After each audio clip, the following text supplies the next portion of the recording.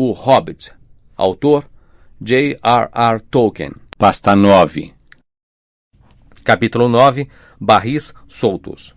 No dia seguinte à batalha com as aranhas, Bilbo e os anões fizeram um último e desesperado esforço para encontrar uma saída antes que morressem de sede e de fome.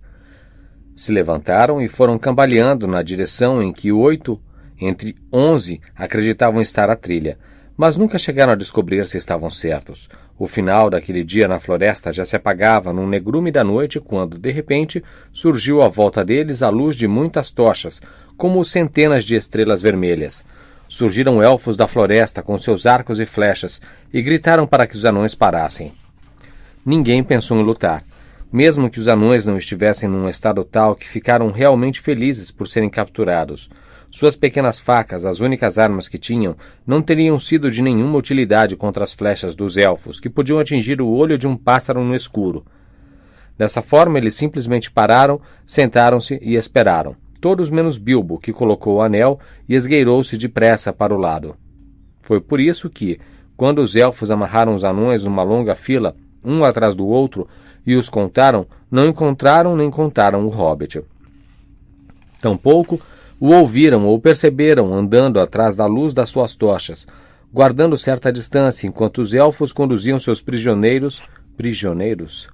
Tampouco o ouviram ou perceberam andando atrás da luz de suas tochas, guardando certa distância, enquanto os elfos conduziam seus prisioneiros floresta adentro. Todos os anões foram vendados, mas isso não fazia muita diferença, pois nem mesmo Bilbo, com os olhos descobertos, conseguia ver por onde estavam indo, e nem ele nem os outros sabiam de onde tinham partido. Bilbo fez tudo o que pôde para acompanhar as tochas, pois os elfos forçavam os anões a avançarem na maior velocidade possível, mesmo doentes e exaustos como estavam. O rei havia-lhes ordenado que se apressassem. De repente as tochas pararam e o Hobbit teve apenas o tempo suficiente para alcançá-las, antes que começassem a atravessar a ponte. Era a ponte que cruzava o rio na direção dos portais do rei. A água corria escura, rápida e forte lá embaixo. Na extremidade oposta havia portões diante da abertura de uma enorme caverna incrustada no flanco de uma encosta íngreme coberta de árvores. Ali as grandes faias desciam para a margem, até suas raízes tocarem o rio. Pela ponte os elfos foram empurrando seus prisioneiros, mas Bilbo hesitava lá atrás. Não gostava nem um pouco da aparência da abertura da caverna e decidiu não abandonar os amigos apenas a tempo de sair correndo atrás dos últimos elfos antes que os grandes portões do rei se fechassem atrás deles com um estrondo. Lá dentro, os corredores eram iluminados pela luz vermelha das tochas e os guardas élficos cantavam em sua marcha ao longo das passagens sinuosas, entrecruzadas e ecoantes. Essas passagens não eram como a das cidades dos orques. Eram menores, menos entranhadas na terra e continham um ar mais limpo. Num grande salão com pilares talhados na pedra estava assentado o rei élfico num tronco de madeira esculpida. Em sua cabeça via-se uma coroa de bagas e folhas vermelhas, pois mais uma vez chegara o outono. Na primavera usava uma coroa de flores silvestres. Na mão segurava um cajado entalhado de carvalho. Os prisioneiros foram trazidos à sua presença e, embora lhes lançasse um olhar severo, o rei ordenou aos seus homens que os desamarrassem, pois estavam esfarrapados e cansados. Além disso, eles não precisavam de cordas aqui, disse ele. Quem é trazido para dentro de minhas portas mágicas não tem como escapar. Fez um interrogatório longo e rigoroso perguntando aos anões sobre seus feitos, onde estavam indo e de onde vinham, mas não conseguiu deles mais notícias do que conseguira de Thorin. Estavam carrancudos e zangados, e nem mesmo fingiram ser educados.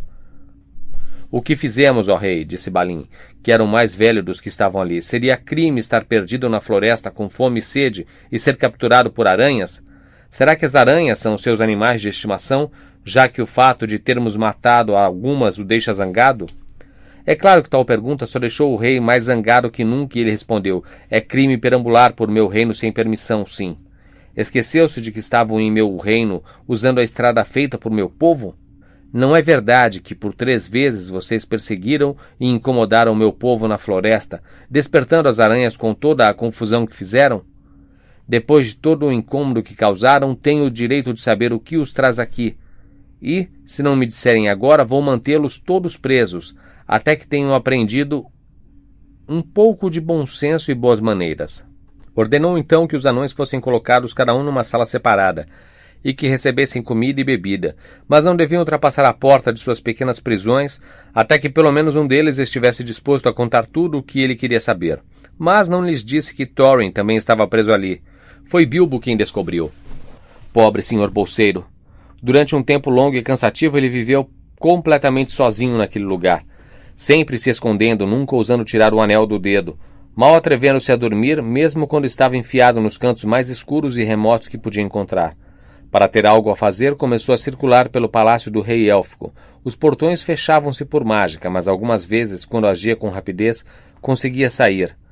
De quando em quando, companhias de elfos da floresta, algumas vezes sob a liderança do rei, saíam para caçar e para fazer outras coisas na floresta e nas terras do leste.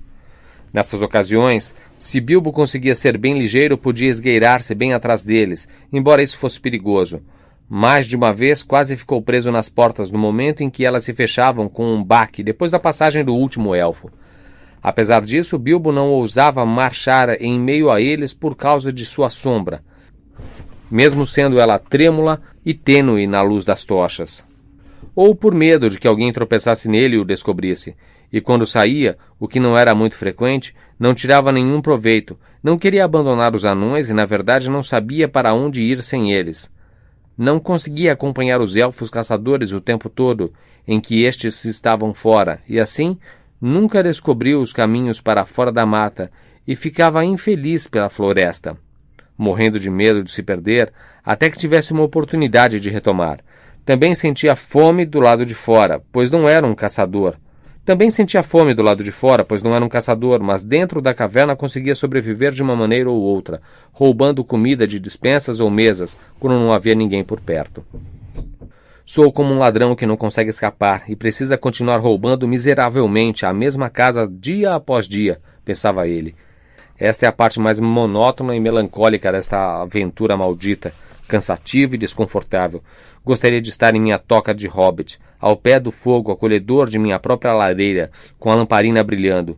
Muitas vezes também desejava poder enviar uma mensagem de socorro ao mago.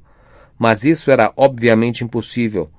Logo percebeu que se havia alguma coisa a fazer, teria de ser feito pelo Sr. Bolseiro, sozinho e sem ajuda.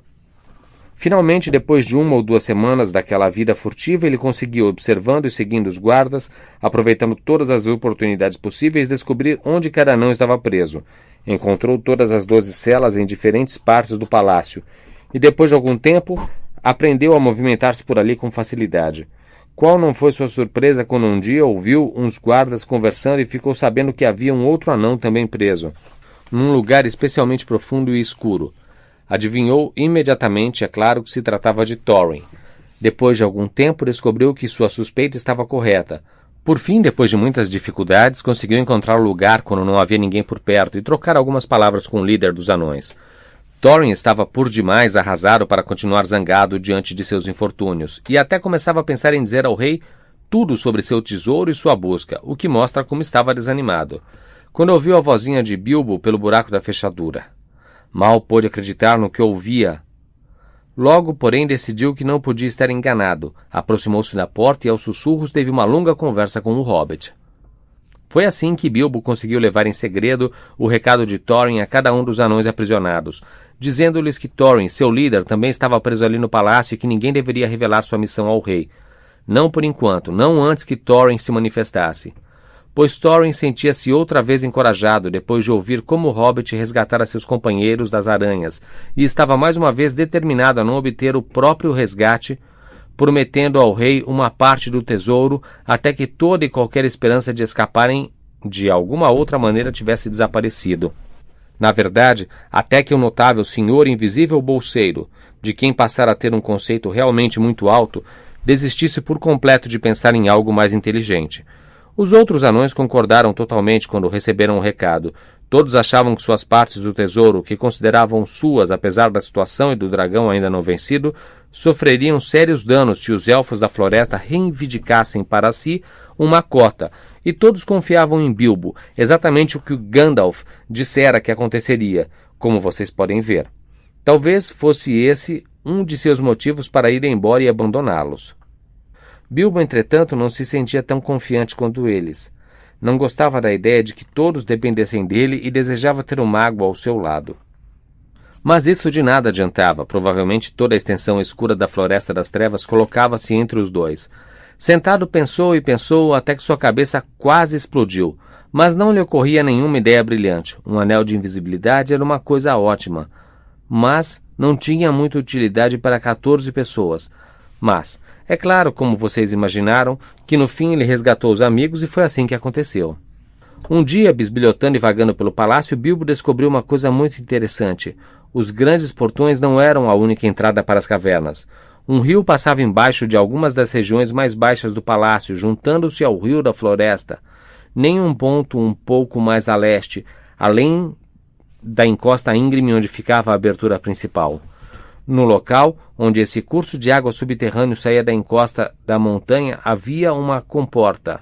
Ali, o teto de pedra descia quase até a superfície, e dele um portão móvel de ferro podia ser abaixado até tocar o leito do rio para impedir que alguém saísse ou entrasse. Mas o portão ficava aberto com frequência.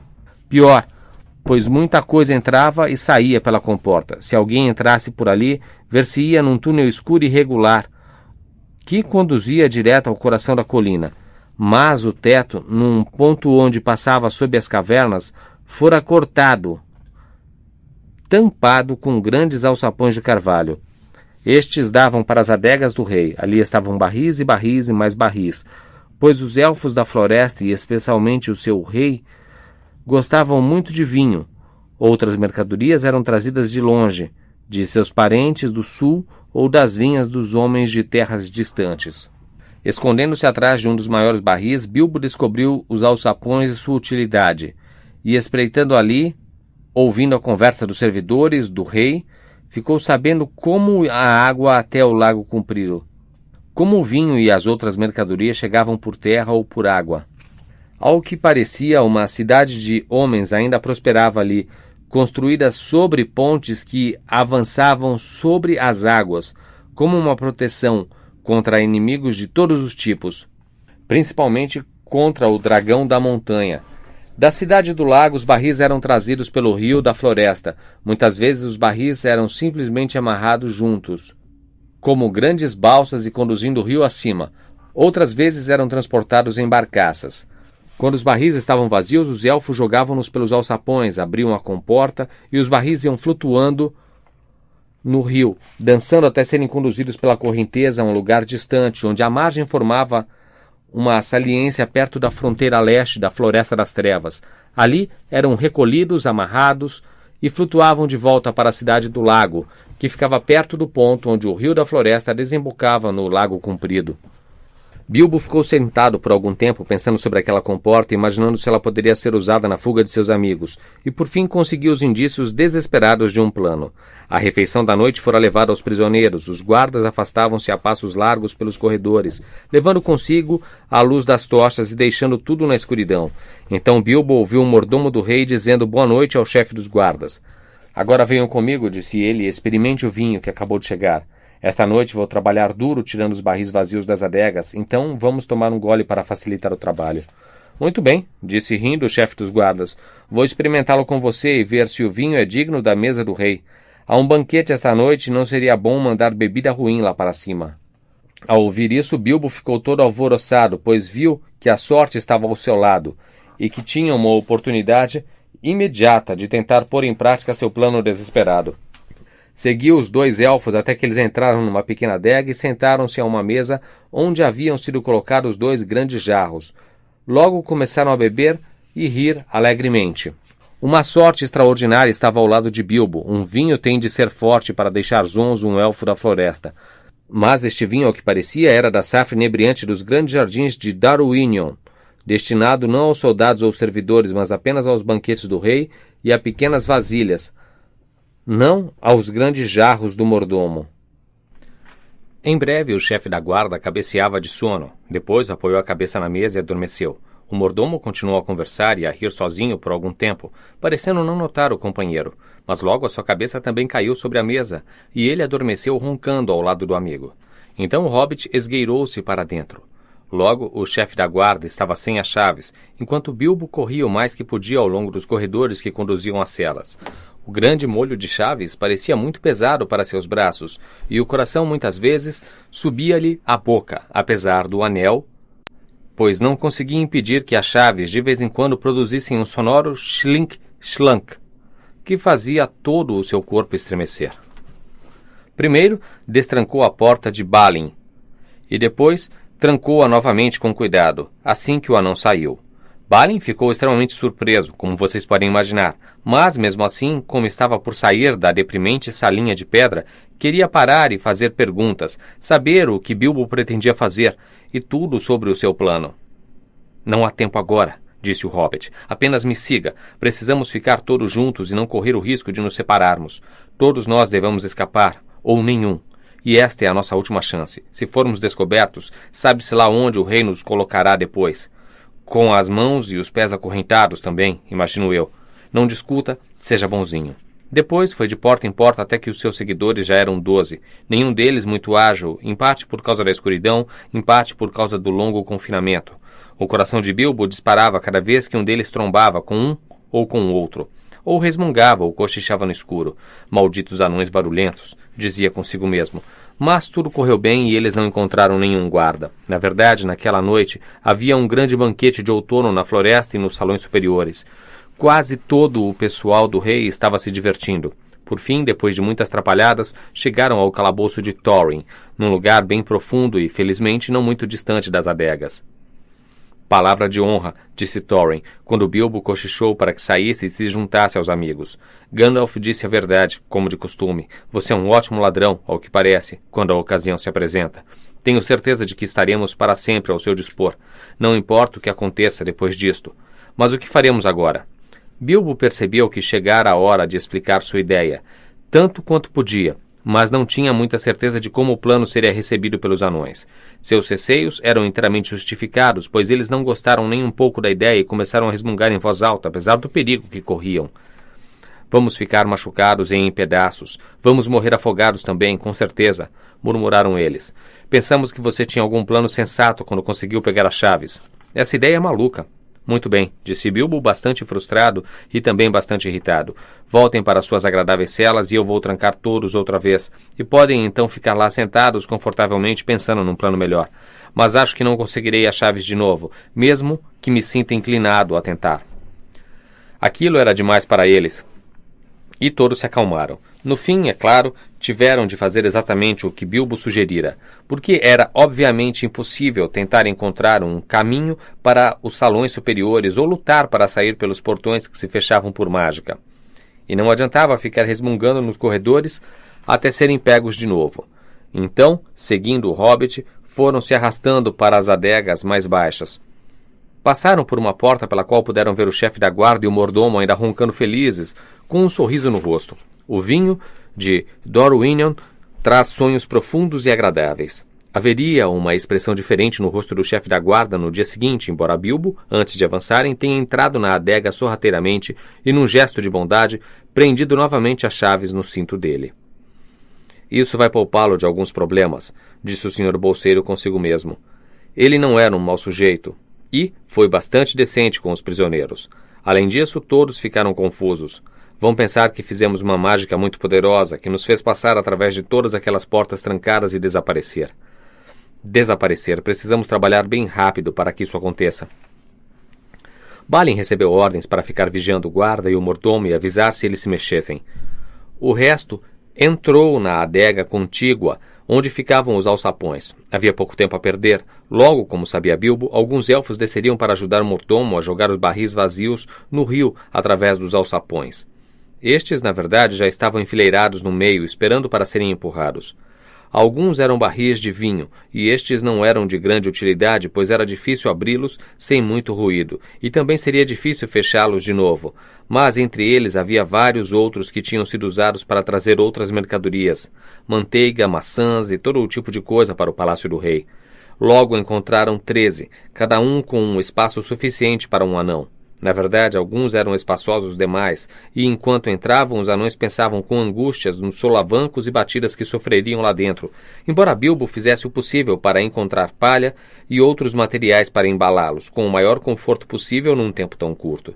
Finalmente, 12 anões estavam acondicionados. Thorin dera um bocado de trabalho, virando-se e contorcendo-se em sua barrica, resmungando como um cachorro grande num canil, enquanto Balin, que veio por último, alvoroçava-se por causa dos buracos de ventilação, dizendo que estava sufocando mesmo antes de seu barril ter sido tampado. Bilbo fizera o possível para vedar os buracos laterais dos barris e para fixar todas as tampas com a maior segurança possível. E agora estava outra vez sozinho, correndo de um lado para o outro e dando os últimos retoques nas embalagens, e esperando, desesperado, que seu plano desse certo. Tudo fora feito no tempo exato. Apenas 1 ou 2 minutos após a tampa do barril de Balin ter sido encaixada, veio o som de vozes e o brilho de luzes. Alguns elfos entraram nas adegas rindo, conversando e cantando trechos de canções. Haviam saído de um animado banquete em um dos salões e queriam voltar o mais rápido que pudessem. "Onde está o mordomo? O velho Galion?" perguntou um deles. "Não o vi à mesa hoje. Deveria estar aqui agora para nos mostrar o que devemos fazer." "Vou ficar com raiva se o velho Molenga se atrasar", disse um outro. "Não tenho vontade nenhuma de desperdiçar tempo aqui embaixo enquanto a música está animada lá em cima." "Haha!" veio um grito. "Aqui está o velho Patife com a cabeça num jarro. Esteve num banquete particular para ele e seu amigo, o capitão." "Sacudam-no! Acordem-no!" gritaram os outros impacientes. Galion não ficou nada satisfeito quando eles o sacudiram e acordaram, e menos ainda quando riram dele. "Estão todos atrasados", resmungou ele. "Estou aqui embaixo esperando enquanto vocês ficam bebendo e se divertindo e se esquecem de suas tarefas. Não é de se admirar que eu tenha adormecido de cansaço." "Não é de admirar", disseram eles, "quando a explicação está bem à mão, num jarro. Vamos, nos dê um gole de sua poção para dormir antes que comecemos.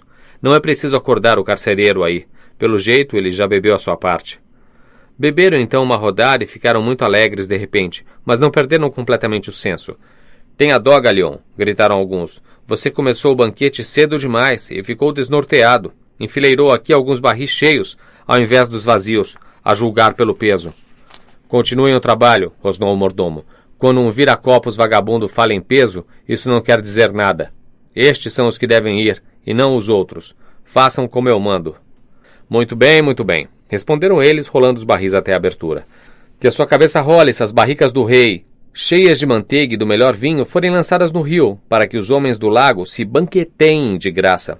Rola, rola, rola, pela portinhola. Força, splash, pronto.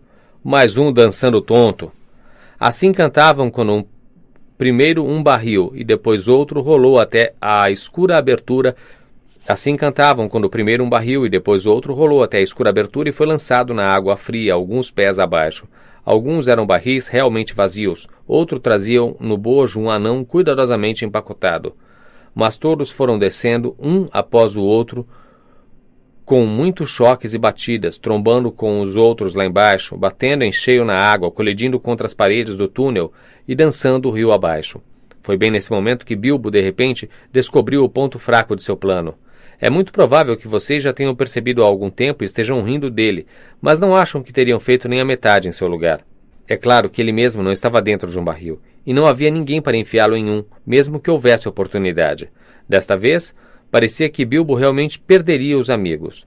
Quase todos já tinham desaparecido através do escuro alçapão e ficaria para trás, obrigado a esgueirar-se para sempre como um ladrão permanente nas cavernas dos elfos, pois mesmo que pudesse escapar imediatamente pelos portões superiores, tinha pouquíssimas chances de encontrar os anões outra vez.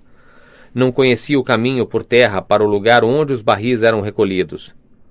Ficou imaginando o que aconteceria aos anões sem ele, pois não tivera tempo de contar-lhes tudo o que descobrira ou o que pretendia fazer quando estivessem fora da floresta. Enquanto todos esses pensamentos lhe passavam pela mente, os elfos muito alegres começaram a cantar uma música ao redor da porta do rio.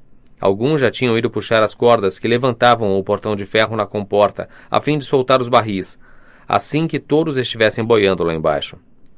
Descendo a escura e rápida corrente, retorna para a terra de tua gente. Deixa ao fundo dos antros das entranhas o norte e suas íngremes montanhas, onde a floresta grande e tenebrosa convive com as sombras pavorosa, para além do arvoredo, vai, desliza, para o mundo da murmurante brisa, passando corredeiras e espraiados, remansos de juncos delicados, pela névoa que branca sobrevoa as águas noturnas das lagoas. Segue, segue as estrelas que de assalto tomaram os céus e brilharam lá no alto. Muda teu rumo pelo amanhecer, por rápidos e areias vai descer. Para o sul, sempre em frente para o sul, buscando a luz do dia, a luz do sol. De volta às tuas pastagens, aos teus prados, onde nascem tuas ovelhas e teu gado. De volta aos teus jardins, sobre as colinas, onde há amoras inchadas e docinhas, já sob a luz do dia, a luz do sol. Para o sul, sempre em frente para o sul, descendo a escura e rápida corrente, retorna para a terra de tua gente. Agora estavam rolando para a porta o último dos barris, desesperado e sem saber mais o que fazer. O pobrezinho do Bilbo agarrou-se a ele e juntos os dois foram empurrados por sobre a borda. Splash! Caiu na água debaixo do barril. Veio à tona, bufando e agarrando-se à madeira, feito um rato, mas, a despeito de todos os seus esforços, não conseguia subir no barril. Toda vez que tentava, o barril rolava e o afundava de novo. Estava realmente vazio e flutuava como uma rolha. Embora com os ouvidos cheios de água, ainda conseguia ouvir os elfos cantando na adega acima. Então, de repente, os alçapões caíram e fecharam-se com estrondo, e as vozes sumiram. Estava no túnel escuro, flutuando na água gelada, completamente sozinho, pois não se pode contar amigos que estão dentro de barris. Logo, uma mancha cinzenta surgiu na escuridão à frente. Bilbo ouviu o ranger da comporta sendo içada e viu-se em meio a uma confusão de tonéis e barris dançando e batendo, todos se empurrando para passar sob o arco e sair para o rio aberto. Fez o possível para não ser empurrado e partido em pedaços. Mas, por fim, o amontoado de barris começou a se separar e a passar um a um sob o arco de pedra para ganhar o rio.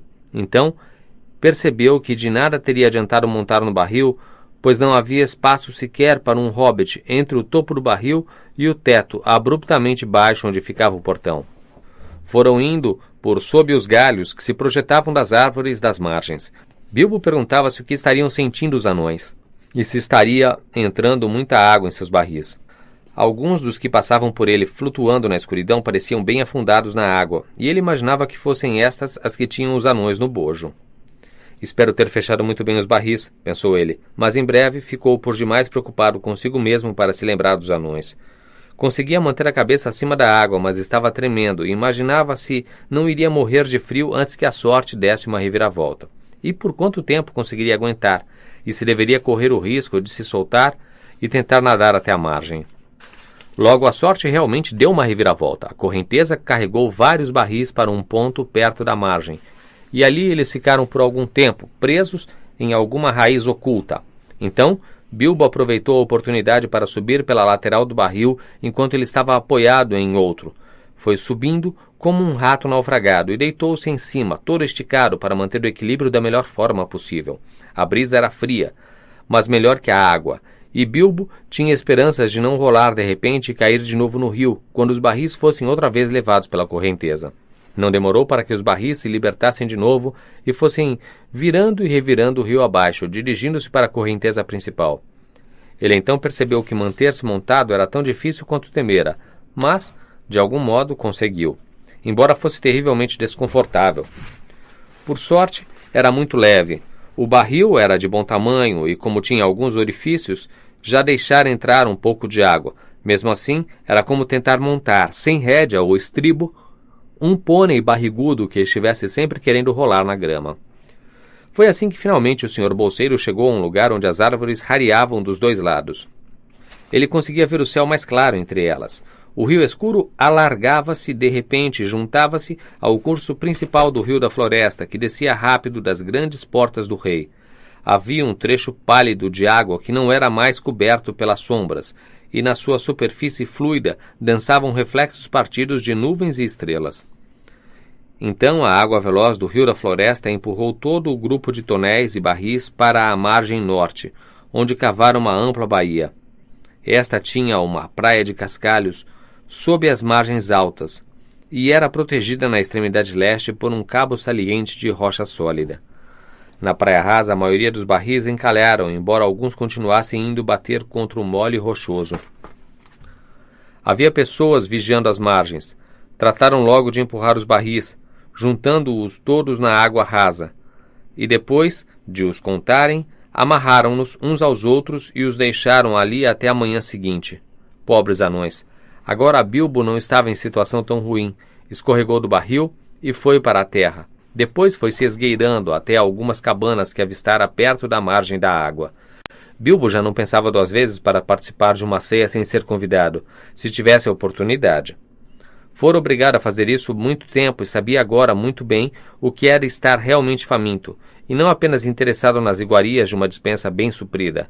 Além disso, vira de relance uma fogueira entre as árvores, e isso o atraíra, porque suas roupas rasgadas e ensopadas grudavam-lhe ao corpo, frias e pegajosas. Não é preciso lhes contar muito sobre as aventuras dele naquela noite, pois agora estamos nos aproximando do fim da viagem ao leste e chegando à última e maior aventura. Por isso devemos nos apressar. Obviamente, ajudado por seu anel mágico, Bilbo se deu muito bem a princípio, mas foi descoberto no fim pelas suas pegadas molhadas e por causa da trilha de pingos que deixava aonde quer que fosse ou se sentasse. Também começou a ficar resfriado e em qualquer lugar que tentasse se esconder, era descoberto pelas sensacionais explosões de seus espirros mal abafados. Logo havia uma grande confusão na Vila Ribeirinha. Mas Bilbo escapou floresta dentro, carregando um pão, um odre de vinho e uma torta que não lhe pertenciam. Teve de passar o resto da noite molhado como estava, longe de qualquer fogueira, mas o vinho o ajudou nisso, e na verdade até cochilou um pouco sobre algumas folhas secas, embora o ano estivesse chegando ao fim e o ar estivesse frio. Acordou outra vez com um espirro especialmente escandaloso. Já era manhã cinzenta e havia uma confusão alegre lá embaixo, perto do rio. Estavam fazendo uma jangada de barris e os elfos jangadeiros logo a estariam conduzindo, correnteza abaixo até a cidade do lago. Bilbo espirrou de novo. Não estava mais pingando, mas sentia frio por todo o corpo. Desceu com maior rapidez que suas pernas enrijecidas permitiam e chegou a tempo de subir no conjunto de barris sem ser notado no burburinho geral. Por sorte, naquela hora, não havia sol para projetar uma sombra inconveniente e, por milagre, não voltou a espirrar por um bom tempo. As varas eram empurradas com força. Os elfos que estavam na água rasa puxavam e empurravam. Os barris agora amarrados, todos juntos, rangiam e estalavam. Que carga pesada! Alguns resmungavam. Estes barris estão afundados. Alguns não estão vazios. Se tivessem chegado à margem durante o dia, provavelmente poderíamos ter dado uma olhada no conteúdo. Não há tempo agora, gritou o jangadeiro. Empurre! E lá se foram os barris, devagar no início, até passarem pelo ponto de rocha onde os outros elfos esperavam para manobrá-los com varas. E então, cada vez mais rápido, eles alcançavam a correnteza principal e iam navegando rio abaixo, descendo na direção do lago. Tinham escapado dos calabouços do rei e atravessado a floresta, mas resta saber se estavam vivos